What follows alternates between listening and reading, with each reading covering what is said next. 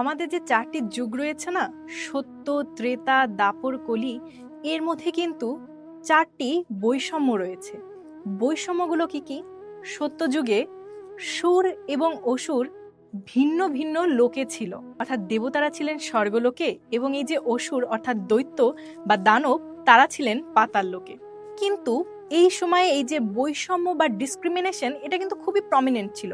কারণ এই সময়ে দেবতারা ছিলেন 100% সঠিক, আর যারা অসুর ছিল বা দৈত্য ছিল তারা ছিল 100% খারাপ বা রং।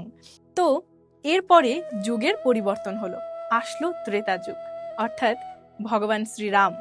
তো সে সময় কি হলো, সুর এবং অসুর একই লোকেই অবস্থান করলো, অর্থাৎ ভগবান শ্রীরাম এবং অসুর রাবণ। এরপর কি হলো, আরো ইভলিউশন হলো, যুগ চেঞ্জ হলো। যুগ চেঞ্জ করার পর আসলো দাপর যুগ, এবং এই দাপর যুগে সুর এবং অসুর একই গৃহে অবস্থান করলো, একই পরিবারে অবস্থান করলো, যেমন কৌরব এবং পাণ্ডব। এরপর আবারও ইভলিউশন হলো, আবারও যুগ চেঞ্জ হলো এবং আসলো কলিযুগ। এই কলিযুগে কি হলো, সুর এবং অসুর একই ব্যক্তির মধ্যেই অবস্থান করলো। আপনারা এই কলিযুগে 100% সঠিক বা 100% ভুল এমন কাউকেই পাবেন না, মানে অর্থাৎ প্রত্যেকটা মানুষের মধ্যেই কিছু কিছু সঠিক, কিছু কিছু ভুল, বা অতিরিক্ত সঠিক সামান্য ভুল, অথবা অতিরিক্ত ভুল সামান্য ঠিক, মানে মিক্স রয়েছে। পুরোপুরি সঠিক কেউই নেই।